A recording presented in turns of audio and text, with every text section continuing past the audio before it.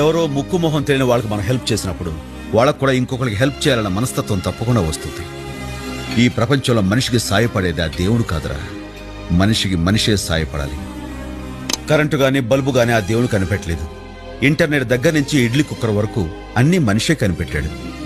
మనిషి తలుచుకుంటే ఏదైనా సాధించొచ్చన్న నమ్మకం నాకుంది.